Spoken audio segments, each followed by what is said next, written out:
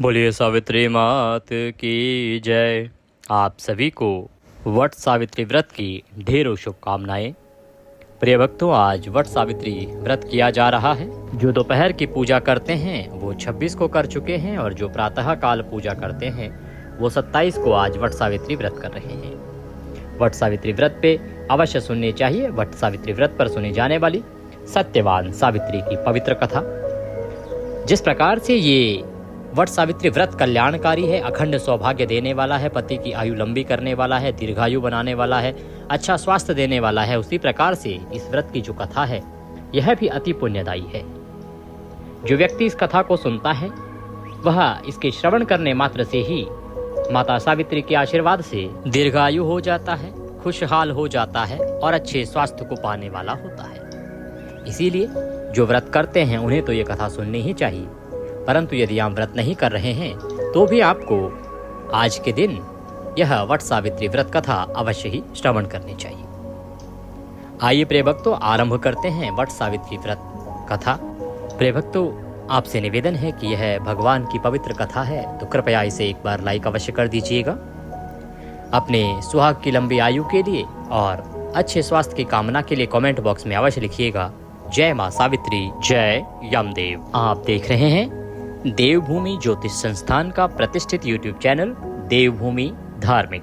हम यहाँ पर सभी व्रत और त्योहारों की शास्त्रीय जानकारी प्रदान करते हैं। आपको बताते हैं कि कौन सा व्रत मुहूर्त क्या है, किस दिन आपको व्रत करना चाहिए, क्या पंचांग में लिखा है, और आपको बताते हैं कि पुराणों में व्रत की क्या महिमा लिखी है, क्या विधि लिखी है, क्या नियम लिखे हैं, किस प्रकार से व्रत करना चाहिए।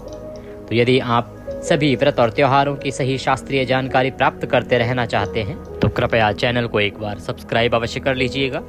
जब आप सब्सक्राइब करेंगे तो वहां पर एक बेल का निशान बना हुआ आएगा, घंटी का निशान बना हुआ आएगा, उसको अवश्य प्रेस कीजिएगा, तभी आपको हमारे सारे वीडियोस प्राप्त होंगे। तो चैनल को सब्सक्राइब कीजिएगा एंड बेल आइकन को प्रेस कीजिएगा। विधि से पूजन करना चाहिए, क्या नियम है और कैसे व्रत को रखा जाना चाहिए।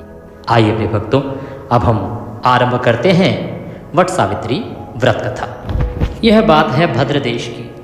भद्र देश के एक राजा थे जिनका नाम था अश्वपति।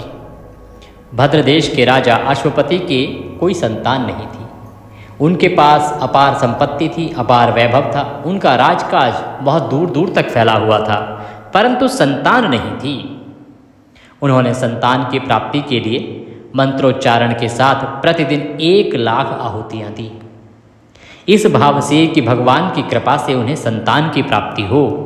18 वर्ष तक वो इसी प्रकार से प्रतिदिन आहुतियाँ देते रहे, हवन करते रहे। इसके बाद एक दिन देवी सावित्री प्रकट हुई। उन्होंने कहा कि हे राजन, मैं तुम्हारी इस तपस्या से प्रसन्न हूँ, मांगो तुम्हें क्या वर चाहिए। मैं तुम्हें वरदान देती हूँ कि तुम्हें एक तेजस्वी कन्या पैदा होगी। सावित्री देवी इस प्रकार से आशीर्वाद देकर अंतर्ध्यान हो गई।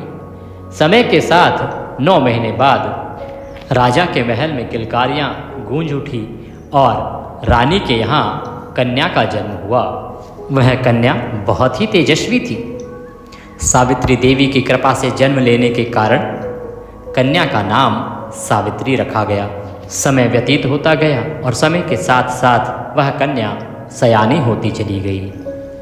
देवी की कृपा से वह कन्या दिन दूनी रात चौगनी बढ़ने लगी। इस प्रकार कन्या बड़ी होकर बेहद रूपवान हुई। राजा ने एक पिता की भांति अपनी पुत्री के लिए योग्य वर की तलाश आरंभ की। बहुत वर देखने के बाद भी उसे अपनी पुत्री के लिए कोई योग्य वर नहीं मिला। इससे सावित्री के पिता अत्यंत दुखी हुए। उन्होंने कन्या को कहा कि हे पुत्री, तुम स्वयं ही अपने लिए वर तलाश लो। सावित्री अपने वर की तलाश के लिए चलते चलते तपोवन में पहुंची, जहां अनेकों ऋषि मुनि और प्रभु भक्त भक्ति और पूजा पाठ किया करते थे। वहां साल्वदेश के राजा द्युम्नसेन रहते थे, क्योंकि उनका राज्य किसी ने छीन लिया था और उनके राज्य को अपने कब्जे में कर उनको बाहर कर दिया था। राजा द्युम्नसेन के एक पुत्र था जिसका नाम था सत्यवान। तो सावित्री ने सत्यवान को देखा और सत्यवान को देखकर सावित्री ने उसे अपने पति के रूप में वर्ण कर लिया। प्राचीन समय में ऐसे ही होता था कि कन्या किसी भी पुरुष को देखकर अगर पति के रूप में वर्ण कर ले तो वह फिर किसी और को नहीं मानती थी। जब सावित्री ने सत्यवान को अपने पति के रूप में वर्ण कर लिया तो यह बात आकर उसने अपने पिता को कही। पिता ने देवराज नारद को यह बात बताई तो ऋषिराज नारद को जब यह बात पता चली तो वह राजा अश्वपति के पास पहुँचे और कहा कि हे राजन, यह क्या कर रहे हैं आप? सत्यवान गुणवान हैं, धर्मात्मा हैं और बलवान भी हैं, पर उसकी आयु बहुत छोटी है, वह अल्पायु है, वह 1 वर्ष के बाद ही मृत्यु को प्राप्त हो जाएगा। ऋषिराज नारद की ऐसी बात सुनकर राजा अश्वपति घोर चिंता में डूब गए। सावित्री ने उनसे कारण पूछा कि पिताजी आप क्यों इतने चिंतित हैं, परेशान हैं? तो राजा ने कहा कि पुत्री, तुमने जिस राजकुमार को अपने वर के रूप में चुना है वह तो अल्पायु है। देवऋषि नारद ने कहा है कि वह 1 साल के बाद मृत्यु को प्राप्त हो जाएगा। हे पुत्री, तुम्हें किसी और को अपना जीवन साथी बनाना चाहिए। तुम किसी और को वरण करो, किसी और की तलाश करो। इस पर सावित्री ने कहा कि हे पिताजी, आर्य कन्याएं अपने पति का 1 बार ही वरण करती हैं। राजा 1 बार ही आज्ञा देता है और पंडित 1 बार ही प्रतिज्ञा करते हैं और कन्यादान भी 1 बार ही किया जाता है।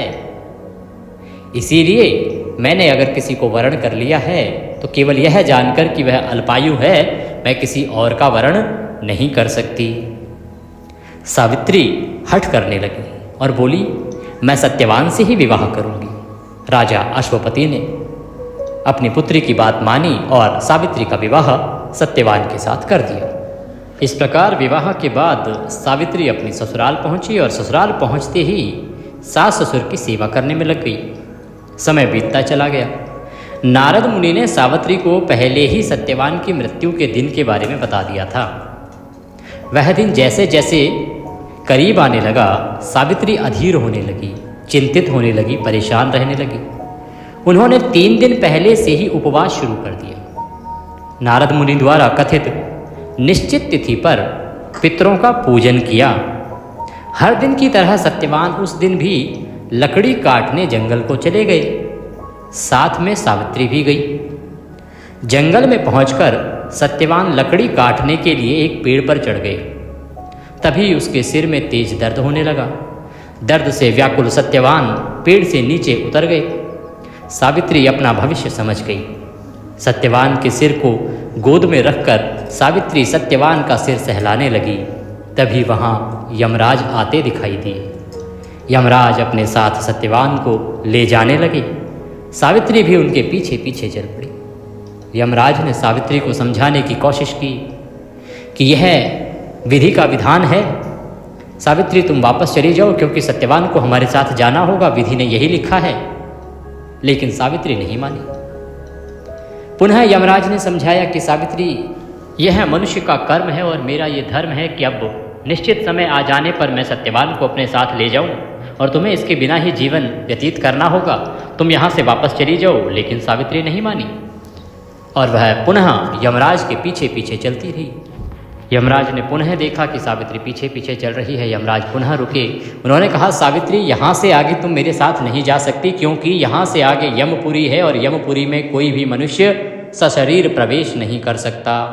इसीलिए तुम्हें यहाँ से वापस जाना ही होगा और सत्यवान मेरे साथ ही जाएगा, क्योंकि इसका समय अब पूरा हो चुका है। परंतु वह पति परायणा स्त्री सावित्री यमराज की एक नहीं सुनती है और हठ कर लेती है कि यदि मेरे पति को लेके जाओगे तो मैं भी आपके साथ जाऊंगी और मुझे भी आपको अपने साथ लेकर ही चलना पड़ेगा, अन्यथा मैं खाली हाथ यहाँ से वापस नहीं जाऊंगी। आप यदि आज मेरे पति परमेश्वर के प्राण लेके जाओगे तो आपको मेरे प्राण भी लेने पड़ेंगे। इस प्रकार यमराज के अनेक बार मना करने और समझाने पर भी सावित्री नहीं मानती है और हठ के साथ अड़ जाती हैं कि वो स्वयं भी आज यमराज के साथ ही जाएंगी। इस प्रकार सावित्री की निष्ठा और पति परायणता को देखकर यमराज ने सावित्री से कहा कि हे देवी, तुम धन्य हो। तुम मुझसे कोई वरदान मांगो, मैं तुम्हें 3 वरदान दूंगा, परंतु यहाँ से आगे जाने की हठ ना करो। मैं तुम्हारे पति परायणा होने से अति प्रसन्न हूँ। जिस प्रकार तुम अपने पति के लिए समर्पित हो, उसके प्राणों के लिए समर्पित हो, यह एक प्रशंसनीय कार्य है। मैं तुमसे अति प्रसन्न हूँ। मांगो, तुम 3 वर मांगो। इस प्रकार यमराज के कहने पर कि तुम 3 वरदान मांग लो, सावित्री ने कहा कि हे यमराज, मेरे सास ससुर वनवासी और अंधे हैं। उन्हें आप दिव्य ज्योति प्रदान करें, जिससे कि वो इस प्रकृति को देख पाएं, इस दुनिया को देख पाएं, अपने पुत्र को, मुझे और सभी को देख पाएं। यमराज ने कहा, ऐसा ही होगा, जाओ, अब लौट जाओ। लेकिन सावित्री अपने पति सत्यवान के पीछे पीछे चलती रही।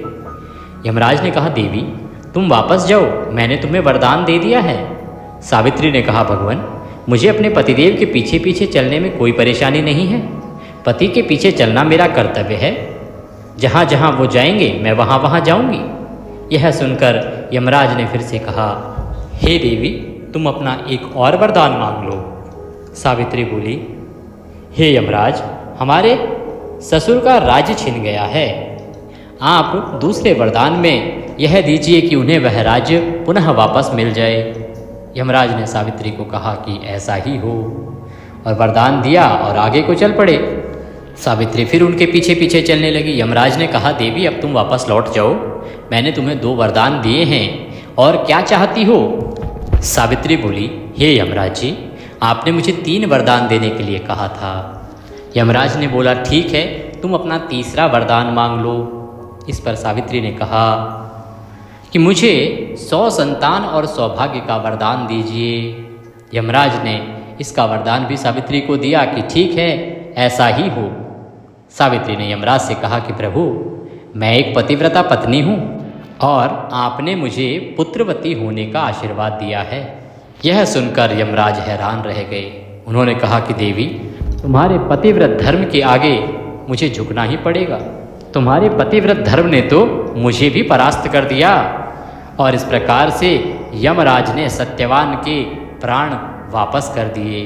यमराज उसके प्राण वापस करके अंतर्ध्यान हो गए और सावित्री उसी वट वृक्ष के पास आ गई जहां उसके पति का मृत शरीर पड़ा था।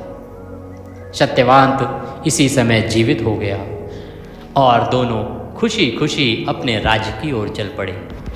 दोनों जब घर पहुँचे तो देखा कि माता पिता को दिव्य ज्योति प्राप्त हो गई है, उनकी आंखों की रोशनी आ गई है और वो दोनों अत्यंत प्रसन्न दिखाई दे रहे हैं। उनको देखकर सत्यवान की खुशी का भी ठिकाना ना रहा और सावित्री भी अत्यंत प्रसन्न हुई। तभी उन्हें यह समाचार मिला कि राज्य में जिस राजा ने उनके राज्य को हड़प लिया था उसकी मृत्यु हो गई है और अब उस राज्य का रहनुमा कोई नहीं रह गया है। अतः महाराज आएं और इस राज्य को संभालें। यह समाचार सुनकर सभी अत्यंत प्रसन्न हुए और अपने राज्य को चल दिए। वहाँ जाकर सत्यवान ने राजपद ग्रहण किया और इस प्रकार सत्यवान तथा सावित्री चिरकाल तक राज्य सुख भोग कर अंत में भगवान के परम धाम को गए। अतः पतिव्रता सावित्री के अनुरूप ही प्रथम अपने सास ससुर का उचित पूजन करने के साथ ही अन्य विधियों को प्रारंभ करें। वट सावित्री व्रत करने और इस कथा को सुनने से उपासक के वैवाहिक जीवन या जीवन साथी की आयु लंबी होती है तथा उसके जीवन पर किसी प्रकार का कोई संकट नहीं आता है। यदि संकट आता भी है तो वह इस व्रत के फल से टल जाता है। बोलिए सावित्री मात की जय, बोलिए यमराज महाराज की जय, बोलिए विष्णु भगवान की जय। इसी के साथ यह कथा यहाँ पर पूर्ण होती है। कथा पूर्ण करने के बाद आपको वट वृक्ष की 7 परिक्रमा करनी चाहिए, सूत लपेटना चाहिए और उसके बाद भोग लगाकर भोग अर्पित कर कर प्रसाद को बांटें। वहाँ पर अगर संभव है तो 2 कन्या 5 कन्या अवश्य बिठाएं, उनको प्रसाद आदि वितरित करें, दक्षिणा आदि दें। अगर संभव है तो सपत्नी, पति और पत्नी दोनों वट वृक्ष के नीचे बैठकर प्रसाद ग्रहण करें। इससे उनके बीच का सामंजस्य बढ़ता है, सौहार्द बढ़ता है, प्रेम बढ़ता है और दोनों का दाम्पत्य जीवन खुशहाल होता है। इस प्रकार से आप वट सावित्री का पूजन कीजिए, कथा कीजिए। धर्मराज की कृपा से आपके जीवन में आपके सुहाग सदा अमर रहेंगे, खुशहाल रहेंगे और किसी भी प्रकार के संकट से सदा बचे रहेंगे। यह कथा का वीडियो यदि आपने अभी तक लाइक नहीं किया है तो कृपया लाइक अवश्य कर दीजिएगा। अपने सुहाग की लंबी आयु के लिए कमेंट बॉक्स में अवश्य लिखिएगा जय सावित्री माता। चैनल पर नए हैं तो सब्सक्राइब अवश्य करते जाइएगा, जिससे कि आप सभी व्रत त्योहारों की सही जानकारियाँ प्राप्त कर सकें और सही कथाएँ सुन सकें। वट सावित्री का पारण कैसे करना है, कब करना है, इसका वीडियो हमने अपलोड कर दिया है। वीडियो यदि प्राप्त ना हुआ हो तो कमेंट बॉक्स में लिख के पूछ लीजिएगा, हम लिंक प्रदान कर देंगे। क्योंकि पारण जो है वो बहुत ही महत्वपूर्ण प्रक्रिया होती है किसी भी व्रत के लिए, और वट सावित्री व्रत का तो पारण और भी महत्वपूर्ण है। तो इसीलिए पारण का विशेष वीडियो अवश्य देख लीजिएगा। भगवान सब पर कृपा करें। हरे कृष्णा।